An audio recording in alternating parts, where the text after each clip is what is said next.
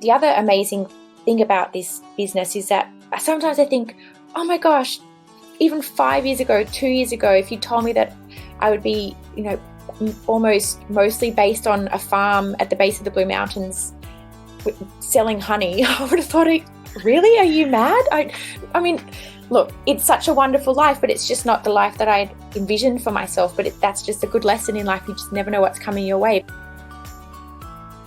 Hi there, I'm Bex Craig, and you're listening to the Not Just Anything podcast for women who want it whole. I hope you'll join me each week as we hear real stories from real women about how they've curated a whole life by design rather than by default. And we have got another goodie for you today. Today I'm joined by Gemma Deavin, the founder of Mount Henry Honey. I have known Gem since we were toddling about in our parents' backyards and playing dress-ups, and even at that very early age, I've always known Gem as someone special who would do something genuinely interesting and impressive with her life. After a long career in broadcasting and media producing, most recently with the ABC, and after the birth of her first gorgeous son, Gem and her husband realised they were sitting on a gold mine. Well, actually, it was more of a gold hive, to be fair, with a generations-long interest in beekeeping and honey producing. So they took the bold step to set up their family business, Mount Henry Honey, with 2 very little children, and have never looked back. So here's our conversation where we connect on the importance of family, of recognising the various chapters in our life, and the power of tiny incremental gains. Welcome to the beautiful Gemma Deavin. It's so lovely to have you here today and joining me. Oh, it's a privilege to join you.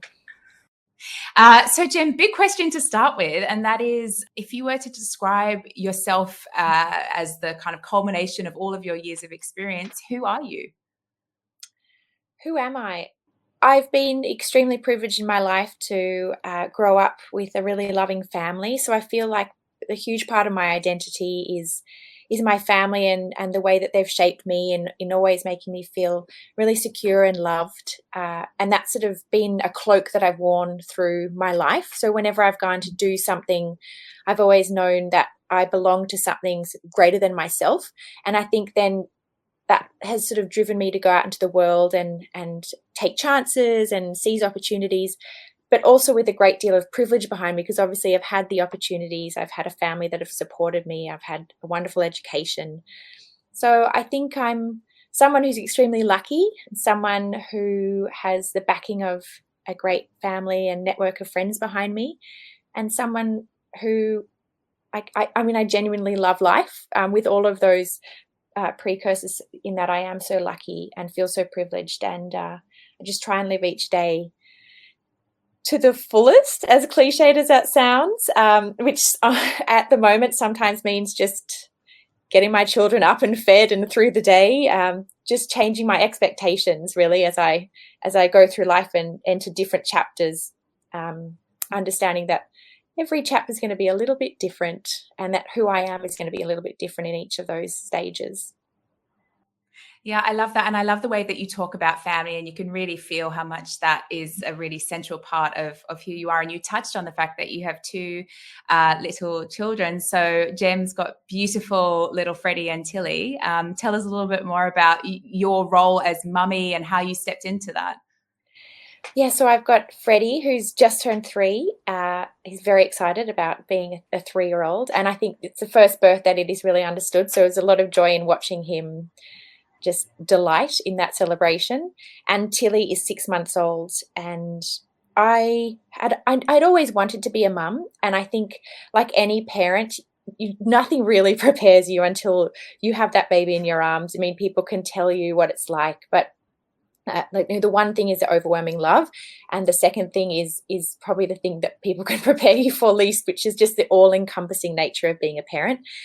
Yes, it's one of my hats, and it's probably my biggest priority at the moment in life. And there have been moments where I've grieved the loss of other parts of me. They're not gone. It's just they're not as prominent. And it's something that I'm processing. And now that Freddie's 3 and that I have Tilly, I think I've just been a bit more easy on myself, easing into that role and realizing that I can't sort of do everything and have everything, every part of my life as full as I wanted or I wish it could be.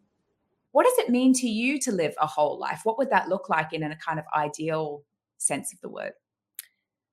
A whole life, I think, going back to what I just touched on with, which is a bit about that sort of grieving the loss of a former self after children come along, is a whole life is taking each stage that you're in and like reworking it and recalibrating yourself so that you're not giving up on the parts of yourself that you love, but you are giving yourself permission to rethink how your life is structured. For a very practical example, in my case, I live on a farm at the base of the Blue Mountains in New South Wales in Australia, and it's such a beautiful place to live.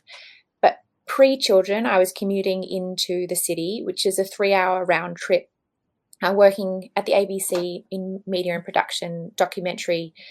And I love that role. I love that life and I love that career. But with the children now, it's much harder to get in and out of the city. That long commute, an 8-10 hour day turns into a 12-13 hour day. So I had to really think about how I was going to carve a career for myself and still feel satisfied with work and still feel like I had a bit of myself and I guess my drive and aspirations while being a mother to my babies who, are my main priority in life. And so a whole life is being able to still feel like I am who I am, even though I'm not exactly the same person, because how can you be after you have kids? It's a whole new chapter and a whole new adventure. Yeah. And what you're talking about for me so resonates in terms of the like stepping out of your comfort zone or into something new is change. And for me, like change is as much about the stages of grief as anything, because you really have to go through that period of I am losing something, I'm leaving something behind so that you can move into the next stage. And so what are the things that you're hoping to pass to your children as qualities, as values, as things that you hope that they are bringing into the world as well? I think one of the most important things I want to pass on to my children is to have a strong sense of self, to really believe in who they are and confidently going through the world as who they are. I think going back to my family, I walk through the world with so much confidence and conviction because I've always been taught to champion who I am and believe in who I am. And I think, of course, society throws so many challenges at us these days in terms of conforming to a certain ideal. And, there's a lot of issues, I guess, growing up naturally in childhood. And when you're a teenager, you're self-conscious, you are vulnerable, and I know that my kids are going to come across all of those hurdles. And as a mother, you want to protect them from all of that. But I just really want them to know their self-worth and believe in themselves enough to demand respect, to go through the world, not settling for any less than they deserve. And if I could see my children, forging a path, believing in who they are and having the courage of their convictions too. I think my background is that my family have always stood up for what they believe in. I guess I immigrated to Australia at the age of 3 and from South Africa, and my family were all involved in the anti-apartheid movement. And I've always had this hugely strong sense of justice and, standing up for what you believe in. I mean, I had an auntie who was on the front lines in the black sash protesting against the atrocity of apartheid. And so my parents and wider extended family, and I'm part of such a beautiful extended family, and we've all sort of immigrated to Australia over the years. We really believe in speaking out for what is right and what is wrong. And I just want my children to have that sense of justice and fighting for what is right and being a good person in the world. Easier said than done in this world, but that's what I hope to instill in them, to really have that strong sense of self. Yeah, I think it's so important. And if we can grow this next generation to have a little bit more of that, surely the world will be a much, much better place. What were the sort of steps that you took? How did you make the decision to step out of and enjoy this role that you've always loved and that you thrived in, and really step out and set up this business? Yeah. A catalyst for this new venture into Mount Henry honey. So interesting, because since launching my business, I have thought to myself so many times, why did I not do this sooner?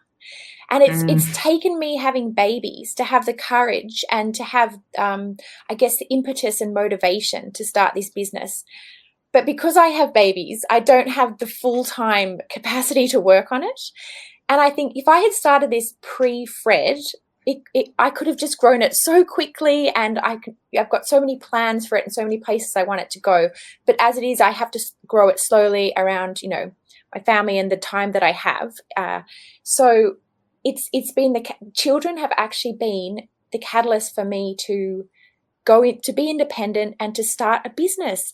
And I've realized too that because I guess I was coming out of a bureaucracy, and the ABC was a great place to work, don't get me wrong, but you almost become a bit institutionalized and you think this is the only way to work. I have a really great predictable salary. I know that my super's coming in, and, I can just cruise on through for the next few decades and I'd be happy. But then I realized there's this huge network of people, and especially women and especially mums, who are out there starting their own businesses to make their work and their career work around them and their families. Whether, however you go through life and whatever your situation is, I just thought, wow, it's so inspiring. And I think that was really the catalyst for me starting my business. And now I love what I do, and I love my background in production and media. And I do sort of dabble in the contract here and there if it's something that interests me. But I actually can't imagine going back now. I am so enjoying running my own business and the excitement of all the ideas that I have of where it will go and how I want to see it grow, that I think this could be me going forward. I've got goosebumps all over me, and you can just feel the excitement that you have. So tell me paint this picture, paint the vision for me and for everyone listening.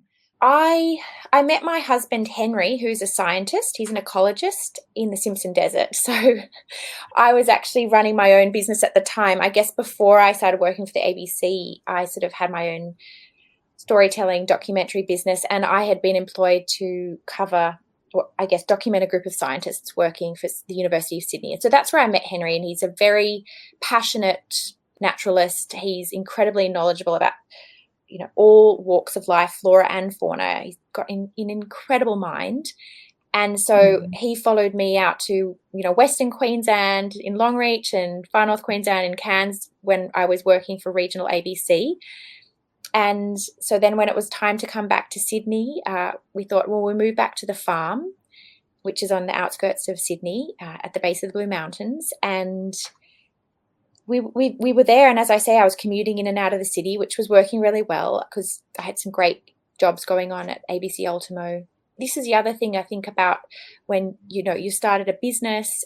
So much of it is also your success is, I guess, attributed to your own drive and motivation. But I get an incredible amount of support from him and my family. I guess also in the background of just that ethos that has been instilled in me from my family. If you want something, you've got to work hard for it. But as I say, when we had kids, I thought, we've got to recalibrate here. And I looked around and I thought, okay, we're in a very privileged situation here. This is a beautiful part of the world. Henry is a contractor, so he's a consultant. He does a lot of environmental consultancy work as well as his research work. So he's sometimes not around. That's another reason it's hard for me to have a full-time job and be commuting in and out, even if it is part-time. So someone needs to be there when he's away for weeks on end. It's just the way that our work life works. And he's been there so much for me in my career, following me around the countryside. So I thought, I've got to make something here on Mount Henry. And the farm is actually a honey farm. So my father-in-law, Nick, has been an apiarist for 30 years. And so Henry's always grown up around bees, always grown up around honey. And apiary and ecology is such a amazing complementary set of skills, because if you're a beekeeper, you have to understand the rhythms of nature, what's happening with the flowers on the native trees. That we collect all of our honey from native blossoms, so we move our boxes around the Blue Mountains area and Bathurst area of New South Wales according to where the trees are blossoming. And so it just felt natural that Henry started to pick up some skills from his father. And after a while, we sort of sat down and we said, hang on, this honey that your dad's been producing for 30 years is such amazing honey. He's renowned for producing the most incredible honey. It's just screaming out to be turned into a business, and this honey needs to be branded and sold to people who want high quality honey straight from the hive to a jar.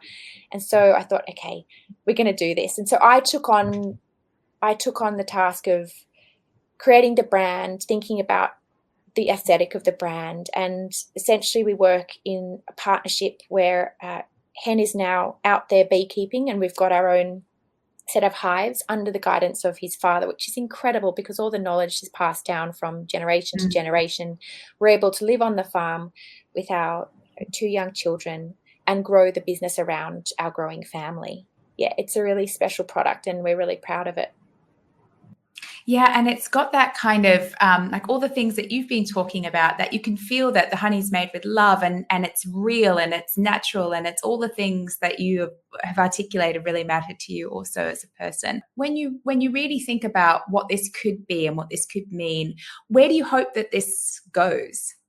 What's your vision for the company? I've got such big visions, and I think that's where it's a blessing and a curse, because I can see in my mind's eye exactly how I want this business to go and where I want it to go, but I have to do it with patience. And I don't think it's such a bad thing to be going into a business and knowing that it's going to grow slowly with you.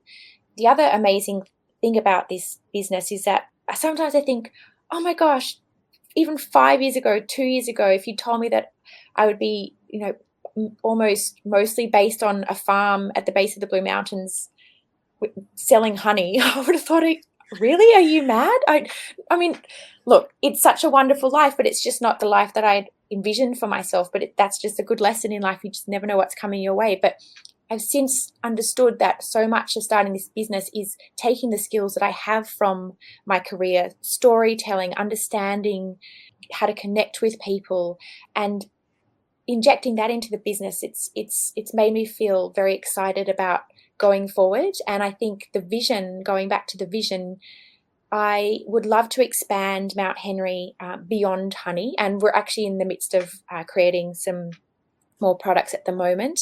I would love to be able to still have a small boutique brand, but have it all over the country. I mean, it's in the ACT, Queensland and New South Wales at the moment. And the wonderful thing about this honey is that, which has given us a lot of confidence, and I can see it expanding and expanding, but we've had stockists approach us, we've had people reach out to us, and it's just been such a buoying feeling to know that this business it's not growing itself, but we believe in the product so much that when I do go out and I have, a plan and wholesale people that I want to approach and ideas of new products, I'm doing it with confidence, and it's because I believe in our story and I believe in our brand. So yeah, I'm just super excited about the future and where we can go with this.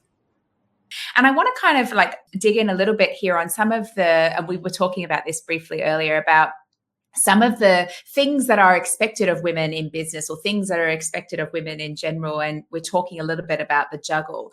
What are some of your views on things like, balance or having it all, or any of these kind of like narratives that we hear a lot as women? My very strong held view is that there's no such thing as balance, and there's no such thing as a perfect balance in life. I think whatever path you choose, you end up sacrificing something and making compromises. And I think life is about compromises, especially when you exist as a mother and a partner, and you're a part of a network, as I mentioned, meaning that is greater than yourself.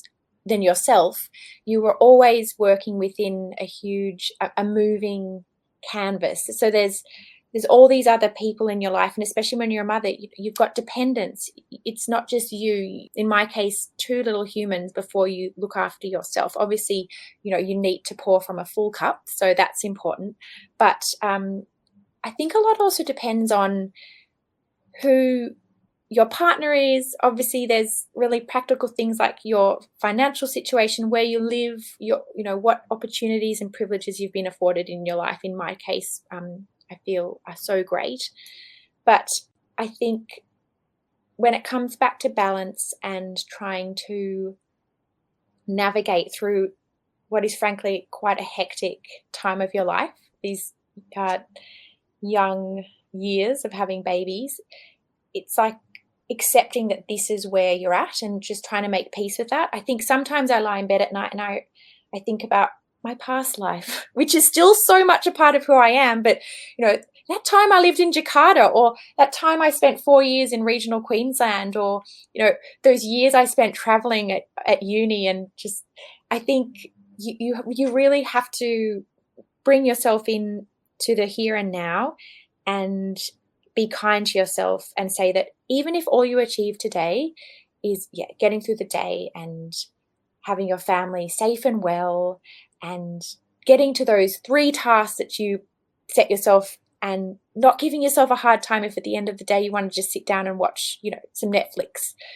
When it comes to balance, take your own advice, because I can hear myself saying this and knowing that it's not what I do at the end of the day, and just forgiving yourself for not getting everything that you want to get achieved done in a day, because there's only so much you can do with the responsibilities that you have.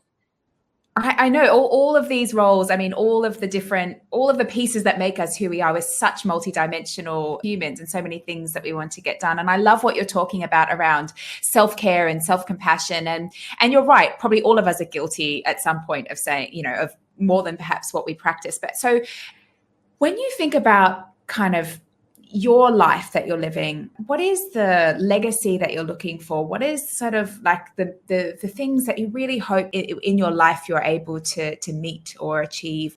Well, I think the most important thing, and without wanting to be totally cliched, is it's something my mum has always instilled in me, and it was something that her father always instilled in her, is that kindness above all else. You can have a life filled with great aspirations and great achievements and beautiful moments, and of course family and love, but in terms of a legacy I would love to leave is that kindness was there. Kindness was afforded to others, and that's something that I want to instill in my children. I think if you can just go through life being kind, it's such a simple thing to live by, but something that I feel always has a knock-on effect, whether it's just a simple thing in someone's day, just to live life with kindness.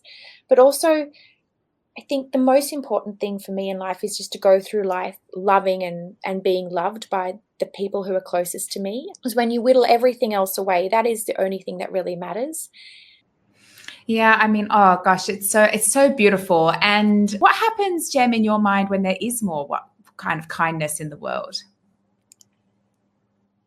I think I've seen it, when you see kindness modeled in the people around you. I think I've seen kindness modeled growing up. My mum is an incredibly kind and thoughtful person, and I'm surrounded by kind and thoughtful family and friends. It's what can lift up. It can lift up any situation. It can lift up an individual. Everyone's got their own challenges and things that they deal with, their own demons. And kindness is sort of a cure-all. And not to say that walking into a room and trying to be kind to someone's going to fix everything, but those small acts. And I think it's the anti-kindness which has always rocked me to the core. I've always gone back to this one moment when I was sitting in a university lecture. It was a tutorial, and it was a girl that I'd met in my anthropology class at Sydney Uni, and she was Islamic, and she came into that tutorial that day, and she was extremely upset, visibly upset. And I'd asked her what had happened, and she said she'd been verbally abused on the train, racially vilified. And I don't know why I go back to that moment so many times in my life, because firstly, I feel furious. We live in a society where this happens, but I think that was just the opposite of kind. And it seems so simple and silly to say, but I just think, what would our world be if there was just kindness in people's hearts that informed sort of a more open mind and a more inclusive and accepting world? Yeah, and that last piece around consciousness is really the critical. There's an amazing Sheryl Sandberg quote that I love, which says, "We cannot change what we are not aware, and once we are aware, we cannot help but change." Yes. And it's really consciousness that allows us to do that and to be able to practice that compassion and kindness to others. And so I'm also a huge believer in that myself. And we're getting a really good flavor for the things that really your values and the things that really obviously really matter to you. And you did touch on it. It's not always easy to trust ourselves and to really believe that we can. What are some of the self-limiting beliefs that you might have had over the years, and how have you worked on or started to combat some of those? Yeah, I think every human, every person has these self-limiting beliefs. And I think for me, I've never had anyone tell me, you can't do that, or you're not going to be able to do that, but I feel like I've sometimes been my own worst enemy, which I think is the hardest thing of all to combat, because if you get in your mind that actually you don't deserve that, or you're not good enough for that role, and I think, imposter syndrome, isn't that something that I'm sure most women can relate to? I mean, I remember getting a really great job at the ABC. I was a supervising producer of the ABC Arts channel, and I had a team, and suddenly I was managing people, and I was in executive meetings. And I remember sitting there thinking, someone is going to figure out that I am a complete phony, and that I'm just going to be found out. And it took me a long time to settle into that role, and I still felt that I didn't deserve it, which is just mad, because we work so hard and you do all the hard yards, and then you've got this voice in the back of your mind saying, someone else could do this better. So yeah, the limitations have always come from inside. But it goes back to, I guess, having the courage to say, no, I deserve this, and I've worked hard for this. Allow yourself this success. Yeah. What is your kind of life mantra? What is your advice? What would you share with other women or other people that are navigating through this world? It's funny, as I'm talking to you, I talk about, spreading kindness in the world, and trying to go through life with that as a mantra. But I actually think the most important person you can be kind to is yourself. And I've had that realization so much recently. I talk about, the recalibration of your identities. All of that takes you being really kind to yourself and allowing yourself the time to adjust to the changes going on around you. And they're not small changes. I think you can have a wonderfully supportive partner. I do. I'm a co-parent. Everything, we share this parenting journey and this parenting role, but it's still so hugely seismic that you need to be kind to yourself and allow yourself the grieving process if you need it. Allow yourself time to accept, your new normal, and also to understand and appreciate that it's not always going to be this hard. I think not everyone listening will have small children, but anyone in the trenches of like newborn or toddler life will appreciate that sometimes at the end of the day, you just feel completely shattered. And at the same time, you wouldn't have it any other way. So kindness to yourself. Yeah. And what you're saying is, like, you have to habitualize. It's a practice, because not always something that is so innate. It's not always something that we are wired, because we're thinking about everybody else most of the time. But that's beautiful. And final thoughts, a couple of things that you'd like people to think about, or takeaways, or any last thoughts that you have. while there are different chapters of your life and you adapt and change to those chapters, don't ever stop, I guess, dreaming big. Don't play small. Believe in yourself, and even if it's tiny incremental gains, day to day, week to week, year to year, don't look back and wish you'd done something. Start now, even if it's going to take you a year, 5 years, 10 years to achieve it, and make sure that what you're doing in life makes you feel whole and satisfied, because I think here I am preaching to myself. You just can't pour from an empty cup. You've got to follow your own dreams as well as trying to lift up the dreams and lives of those around you. So yeah, just dream big, believe in yourself, be kind to yourself, and wake up and make the most of every day. And that is why you are not just anything. You are an amazing woman. And I'm so, so grateful for you sharing more about your story with us today and those really meaningful ideas for people around how to live a meaningful life. Thanks so much, Gem, for joining me. And thanks so much for having me, Bex. It's been so wonderful to chat. Thank you so much for joining me today for another episode of Not Just Anything for Women Who Want It Whole. If you enjoyed our discussion, be sure to subscribe to our weekly podcast and leave us a review. Otherwise, thank you so much for being here with us, and we look forward to having you join again. And remember, be brave, be whole, be you.